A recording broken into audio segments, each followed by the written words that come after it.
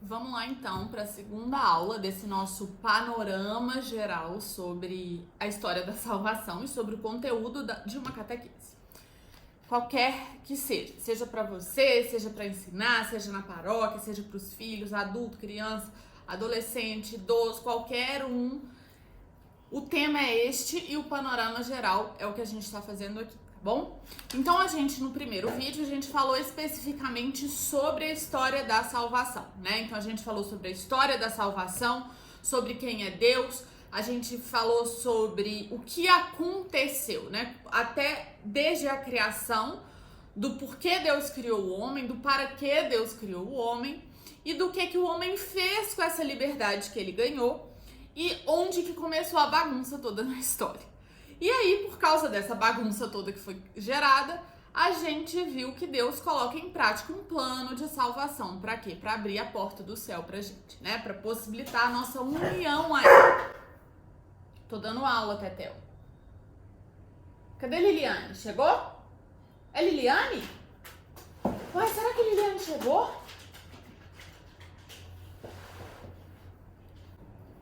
Então, a salvação era justamente, a gente precisava da possibilidade de se unir a Deus novamente, não é? A gente precisava da possibilidade de voltar a estar em estado de graça, e é isso que a gente ganha com a salvação nos dada por Jesus. Só que a gente falou também que não para por aí, não basta a porta do céu estar aberta, a gente precisa saber chegar até lá, a gente precisa passar por ela um dia, não é? Então, por isso, a catequese não para na história da salvação, mas tem mais esse módulo. Então, a história da salvação é essa primeira parte, bem longa, que vai explicar o que aconteceu, né? E agora, esse segundo módulo são as ferramentas para nossa santificação. E aí, as ferramentas para nossa santificação são o como a gente abraça e a gente alcança hoje essa salvação que nos foi dada por Jesus lá atrás, tá bom? Então agora, essa parte 2 do vídeo, a gente vai falar sobre este segundo módulo, vai ser esse sobrevoo sobre este segundo módulo, que são as ferramentas para a nossa santificação.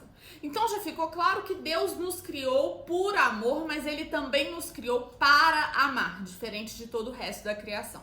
Para a gente ser capaz de amar, a gente teve que ser criado à imagem e semelhança de Deus. E ser capaz de amar é nada mais, nada menos do que ser capaz de ser santo. Porque quando a gente ama perfeitamente, ou quanto mais a gente ama, mais a gente cresce em santidade. Quanto mais a gente ama a Deus, mais a gente cresce em santidade. E então a finalidade, o objetivo, o que Deus quer para a vida do homem é a santidade. É que o homem esteja unido a Ele. Foi para isso que o homem foi criado. Essa é a vocação primeira de todo ser humano. Então, para a gente responder a esse chamado de Deus, a gente tem que se santificar agora, durante a nossa vida. E como que a gente faz isso? Né? Ele já abriu a porta, ele já preparou o caminho, já tá tudo ok, a gente já pode ser santo, a gente já pode responder esse chamado, a gente já pode alcançar o céu. Mas como? Como eu faço isso? Então, aí que entra, por que essa história que foi contada, por que essa história da salvação tem a ver com a minha vida hoje? Porque a história da salvação me conta dessa possibilidade. A história da salvação me conta da possibilidade do céu. A história da salvação me conta da possibilidade da santificação. E sabendo disso, eu agora preciso olhar para a minha vida e falar, ok, mas então agora, o que eu faço para responder esse chamado de Deus? O que eu faço para alcançar o céu? O que eu faço para alcançar a santidade? E aí entram essas várias ferramentas. Então Deus, sabendo que o homem é um ser humaninho assim muito limitado, ele praticamente desenha e ele deixa alguns kits de ferramentas, vamos dizer assim, que nos ajudam a alcançar o céu no nosso processo de santificação.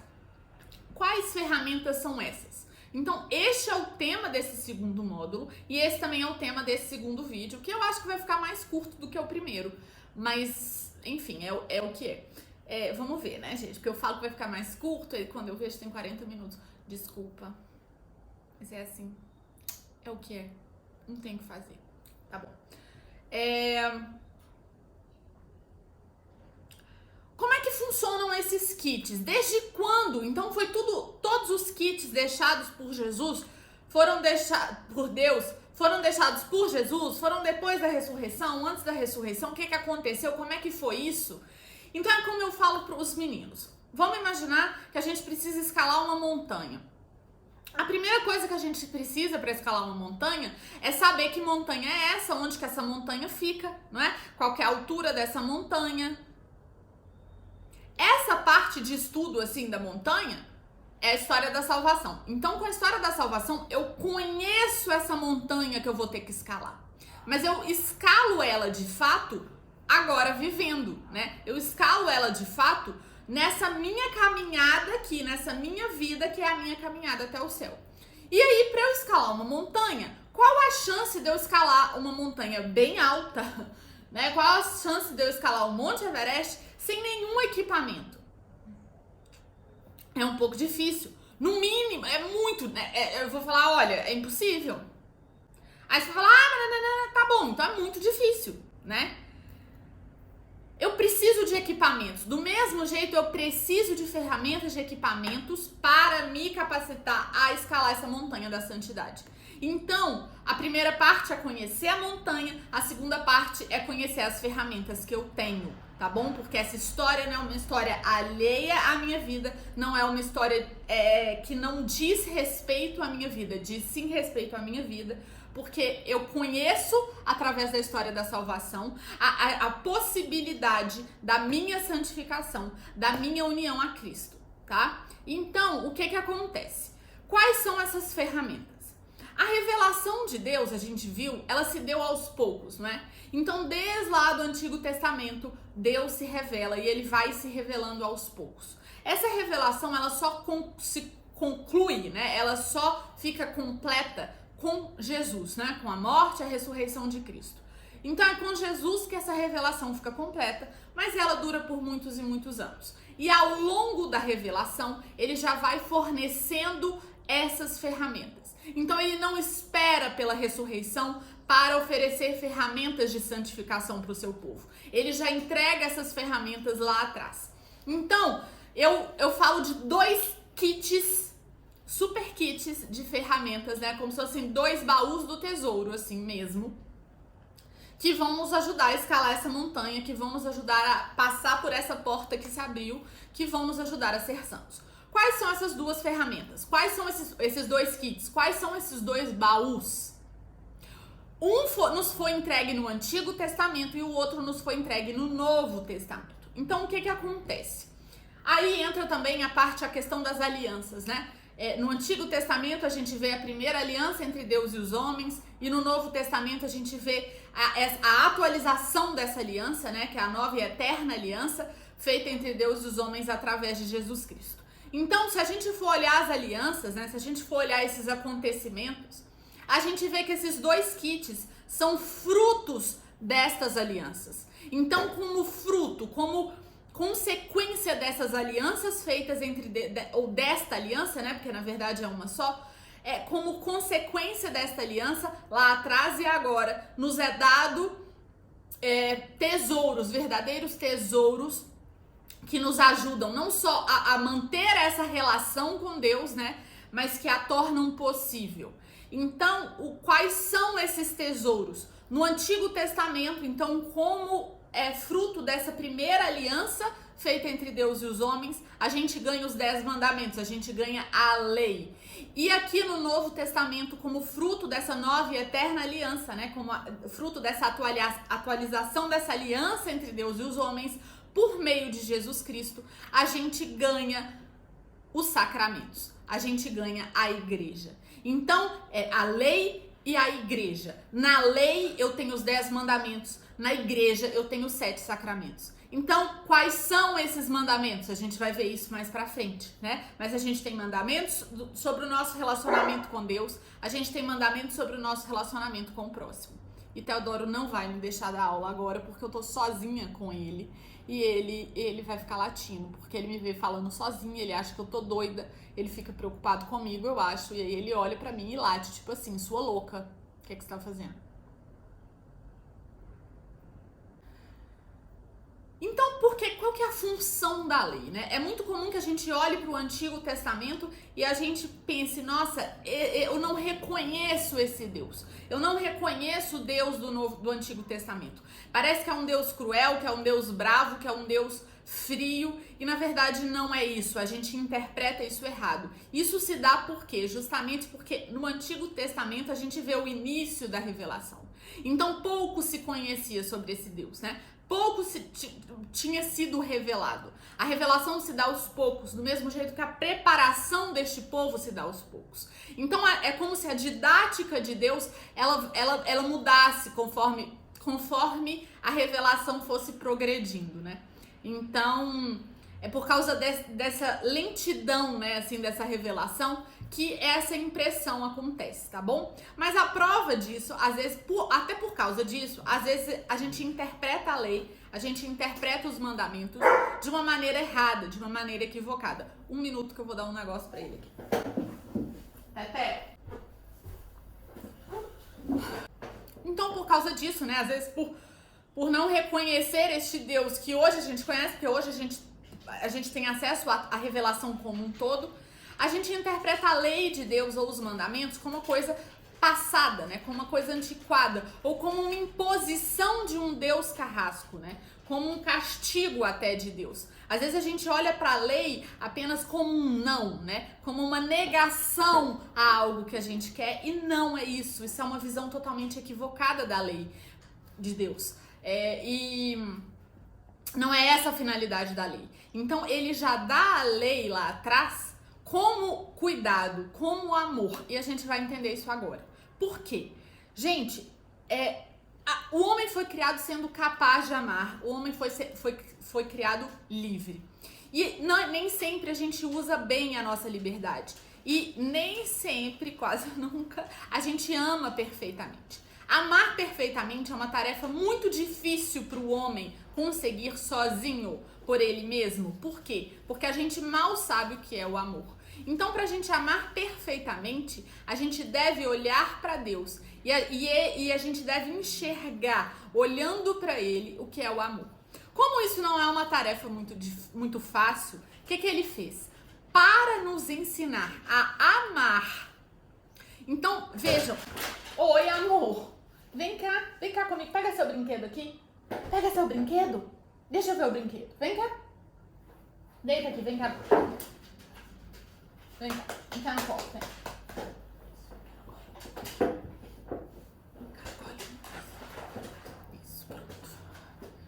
Então, para nos ensinar a amar, ele nos dá a lei. Reparem, a lei não é uma coisa negativa. A lei não é alguma coisa que tira alguma coisa da gente. Ela nos dá essa possibilidade de amar. Ela nos dá esse caminho pro amor verdadeiro. Ela nos dá este caminho pro céu. Então, é muita soberba achar que a gente sabe mais que Deus e que a gente pode não seguir a lei que ele nos deu, não seguir o caminho que ele desenhou, e que não seguindo o caminho que ele desenhou vai estar tudo certo, vai estar tudo bem. Não é assim. Então, se você vive os mandamentos, se você vê os mandamentos como este mapa que ele nos deu, né? Como esse GPS sensacional, você cresce em santidade. Você cresce no seu relacionamento com Deus. Você cresce no seu relacionamento com os outros. Você ama mais e melhor. Então, a razão da lei é o amor. E este é o primeiro kit que a gente ganhou, né? Este é o primeiro baú do tesouro. É um verdadeiro tesouro. E a notícia é que esses mandamentos que foram entregues lá para Moisés não tinham data de validade. Eles não venceram, pessoal. Eles estão aí, vivos e atuais dentro da data de validade. Então o que acontece? São para a gente sim. Esse papo de que é ultrapassado é muito ridículo. São pra gente sim. Não teve data de validade, não. Então, o que aconteceu? Tetel, não pode fazer isso. Deita aqui comigo. Deita aqui que eu vou fazer carinho em você. Vem cá. Vem. Pega esse brinquedo. Brinquedo. Pega. Então, o que acontece? A gente, para amar, para ser santo, para alcançar o céu, a gente deve viver os mandamentos. Por quê? Porque os mandamentos são como placas de trânsito que nos orientam a direção a seguir, né? A gente que fica tão perdido, a gente que escolhe errado tão fácil, a gente precisa de uma orientação, e essa orientação são os mandamentos. Então os mandamentos nos mostram por onde andar, o que fazer para não perder a graça de Deus, para não pecar, para não sair do estado de graça, que é o único estado que nos possibilita unir a Deus. Então, gente, o que acontece? Hoje tá maravilhoso, né? Maravilhoso. Então, o que acontece? Os 10 mandamentos são esse primeiro baú do tesouro que a gente ganha lá no... Ele é muito grande, galera. Ele pesa 40 quilos. Os 10 mandamentos são esse primeiro kit que a gente ganha lá atrás, tá bom? E aí, qual que é o segundo kit, então, que a gente falou, né? Então, primeiro a gente ganha a lei, que dentro da lei, né, estão os 10 mandamentos. Depois a gente ganha a igreja, e na igreja estão os 7 sacramentos. Então, é o que eu acabei de falar, né? Os mandamentos, eles nos mostram o caminho que a gente tem que seguir pra gente permanecer na graça de Deus. Mas lembra que todo o porém da necessidade da salvação era a possibilidade de a gente voltar a estar em estado de graça. Teodoro, para com isso que eu vou te pôr de castigo. Então, todo porém, né, era essa necessidade, essa possibilidade de voltar a estar em estado de graça quando a graça fosse perdida. Então, os mandamentos nos orientam, mas e quando eu saio desse caminho? E quando eu perco essa graça? E quando eu deixo de estar em estado de graça? O que eu faço? Eu tenho que recorrer ao segundo kit, aos sacramentos. Por quê? Os sacramentos, eles estão ligados a quê? Enquanto os mandamentos me conduzem pelo caminho da graça, os sacramentos, eles me devolvem e eles aumentam a graça de Deus em mim. Então, são 7 sacramentos e dentro deles eu tenho 2 que são capazes de me devolver a graça perdida.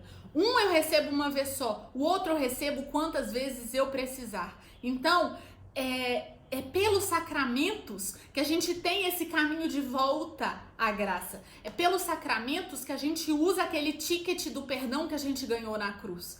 Então, o batismo e a confissão são esses 2 sacramentos que me devolvem a graça de Deus, né? Que me devolvem, me colocam de novo em estado de graça.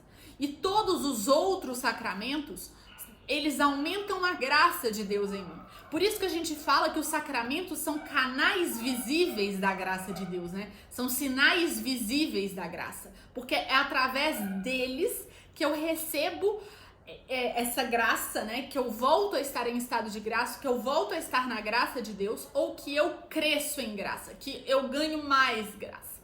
Então, o que acontece? É como se a graça fosse uma piscina, né?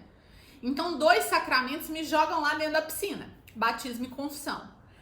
E todos os outros vão me ajudando a ir mais pro fundo dessa piscina, né? Então, quais são os outros? Eucaristia, sacerdócio, né? Ordem, unção dos enfermos, crisma, como é? Gente, eu falei tudo fora de ordem, né? Vamos lá. Sacramentos de iniciação cristã, batismo, eucaristia, crisma. Sacramentos de estado de vida, matrimônio e ordem, e de cura, confissão e unção dos enfermos. Então a confissão e o batismo nos devolvem a graça, os outros 5 aumentam a graça de Deus em nós. O que acontece então? com esses 2 kits, eu tenho a ferramenta que eu preciso para caminhar no caminho da graça e eu tenho também a ferramenta que eu preciso para tanto voltar para a graça quando eu saio dela e para crescer ainda mais em graça e em santidade, tá bom?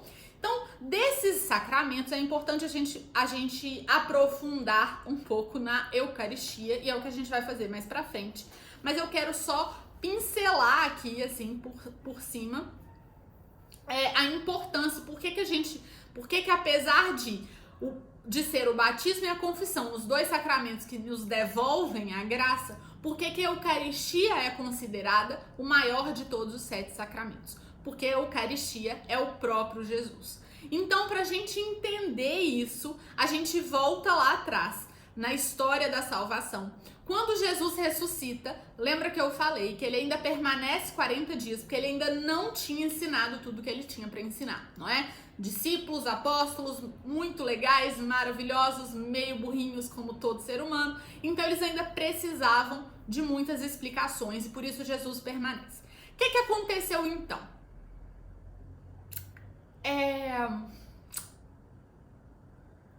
O que aconteceu então? Quando ele sobe aos céus, ele fala 2 coisas. Ele fala que ele enviaria o Espírito Santo, que de fato enviou, 10 dias depois chega o Espírito Santo. E ele fala que ele também permaneceria aqui por toda a eternidade até o fim. Não, mentira. Até o fim dos tempos. Então, até o fim dos tempos, ele permaneceria conosco. Como se ele subiu aos céus? Ah, ele permanece porque o Espírito Santo está conosco e ele, o Espírito Santo... Não, tá? Ele, Jesus, pessoa, falou que ele, Jesus, segunda pessoa da Santíssima Trindade, permaneceria e ele enviaria o Espírito Santo. Não é eu vou permanecer até o fim dos tempos porque eu vou mandar o Espírito Santo. Não, eu vou permanecer até o fim dos tempos e eu vou mandar o Espírito Santo, entendeu? 2 coisas distintas. Espírito Santo, Jesus permanecer. Como que ele vai permanecer? Você tá subindo. Jesus permanece na igreja. A gente pode interpretar isso assim, não de uma coisa ou outra, mas de 2 formas, uma e outra. Primeiro, através da igreja, por quê? Porque a igreja é o corpo místico de Cristo, que é a cabeça. Então a igreja, ela é ligada a Cristo como o corpo é ligado à cabeça. Totalmente ligados. E então, de alguma forma, na igreja a gente está unido a Cristo e Cristo está unido à igreja de uma maneira sobrenatural e única. Mas ele permanece na igreja também porque é na igreja que está o baú dos sacramentos e é no baú dos sacramentos que está a Eucaristia, que nada mais é que o próprio Jesus que fica. Então, Jesus fica porque ele não cansa de nos amar, ele não cansa de se humilhar por amor a nós. E depois de se rebaixar ao humano, ele ainda se humilha ainda mais e fica e permanece escondido no pão e no vinho. Então, o que acontece? A Eucaristia não é um pão abençoado. A Eucaristia não é uma representação. Não é como se fosse. Não é um símbolo. Não. Ela é Jesus verdadeiramente. Ah, Larissa, você ficou louca? Agora, eu não. O que acontece? Na missa, que é a celebração. Então, quando eu tenho Eucaristia, quando eu tenho missa, então na missa a hóstia é consagrada pelo padre. E só na consagração da hóstia, né, só o padre faz isso. O que acontece? O pão deixa de ser pão, o vinho deixa de ser vinho e se tornam corpo, sangue, alma e divindade de Jesus Cristo. Como ele está no céu, ele só está também na Eucaristia. Então, se eu estou em casa e rezo muito e falo com Jesus o tempo inteiro, eu tô sim falando com ele. Mas é como se eu estivesse falando pelo rádio. Então, se eu tô conseguindo contato com minha mãe pelo rádio, ok, é minha mãe ali. Mas é a mesma coisa de eu estar com ela pessoalmente? Não. Não é nem uma chamada de vídeo, gente. Não é nem comparando rádio e FaceTime, não. É rádio e pessoalmente. Então, pessoalmente, eu só estou com ele na Terra quando eu estou diante da Eucaristia? Ou no céu?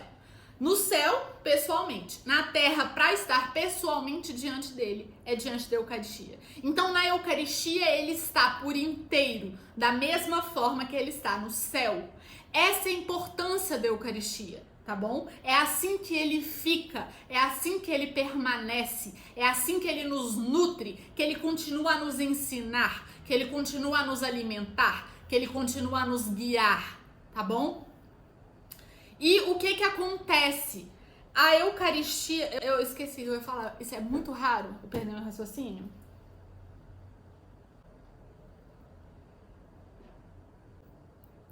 Eucaristia. E a outra grande importância, né, da Eucaristia ou da missa, né, da celebração da Eucaristia, é que eu vou estar diante de Jesus, como ele está no céu, pessoalmente, por inteiro. E 2, eu tenho na Eucaristia, eu tenho a possibilidade, na celebração da Eucaristia, eu tenho a possibilidade de não só estar diante de Jesus, mas de participar do seu sacrifício.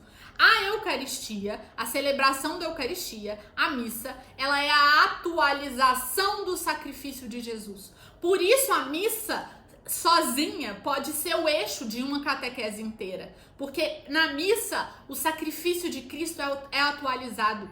A missa contém em si toda a história da salvação. Ali, diante dos nossos olhos, essa história passa, né? Se passa, é contada ali. Ali a gente vê esse Cordeiro de Deus que foi tão anunciado, presente, e a gente vê esse Cordeiro de Deus que João Batista, o mesmo que João Batista olhou e falou: eis o Cordeiro de Deus. Ele está ali, o mesmo apontado por João Batista está ali diante de nós. E diante de nós, esse Cordeiro se oferece em sacrifício ao Pai. Não é de novo que o sacrifício acontece na missa. É o mesmo. O mesmo sacrifício de Cristo. Ele é como se ele ficasse suspenso da linha do tempo. E suspenso fora do tempo, ele se faz presente ali no altar. Então a missa é um evento tão sobrenatural e tão maravilhoso que a gente não consegue alcançar. Mas ali na missa, além de me encontrar com ele, eu participo deste momento. Eu participo desse momento que aconteceu lá atrás por mim, que aconteceu lá atrás pela minha santificação hoje. Então hoje na missa, eu uno a história da salvação à minha história. E hoje na missa, eu vejo como que isso é por mim, é para que eu chegue no céu, é para que eu seja santa. Então, gente, a missa é o maior tesouro que a gente tem, é o maior tesouro que a gente ganhou. E a gente vai falar muito sobre missa aqui, mas eu já queria falar um pouco, sabe, para já começar a despertar isso pela Santa Missa. Então, são 2 baús que a gente ganhou muito importantes, muito ricos, sabe? Com uns tesouros maravilhosos. Tanto os mandamentos quanto os sacramentos, tá bom? E é assim, né?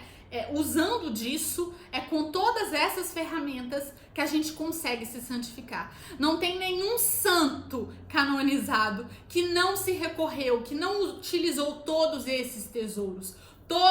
Todas essas ferramentas. Não tem outro meio de se chegar lá. Então é assim, né? Do mesmo jeito que para escalar a montanha Everest a gente precisa de ferramenta, e ninguém vai ser tonto de falar que não, de ir lá de regata, de bermuda. Ninguém vai fazer isso. Do mesmo jeito que para escalar uma montanha todo mundo se prepara, né? Todo mundo se mune do que precisa. A gente também precisa se preparar para escalar essa montanha, que é a montanha da santidade. A gente também precisa se equipar com as ferramentas que estão ao nosso alcance para a gente conseguir de fato chegar lá, tá bom? Então, a história da salvação, ela não não termina ali, né? Ela não é a história da salvação, ela nos prepara para que a gente entenda como deve ser a nossa história, como deve ser a história da nossa vida, né? Então a história da salvação, ela que preparou a história da vida dos santos, ela que foi a introdução da vida de São Padre Pio, ela que foi a introdução. Então as duas coisas estão ligadas, né? E eu acho que fica claro quando a gente fala abertamente sobre isso, porque a gente vê justamente que ali eu entendo o que aconteceu, ali eu entendo o que Deus quer de mim, ali eu entendo onde eu posso chegar. Mas eu preciso também do como, porque se eu só entendo esse o que aconteceu, essa história não faz parte da minha vida, essa história não se une à história da minha vida. E essa história vai se unir à história da minha vida quando eu tiver nas minhas mãos as ferramentas para fazer disso aqui que eu ganhei uma realidade e uma presença real na minha vida.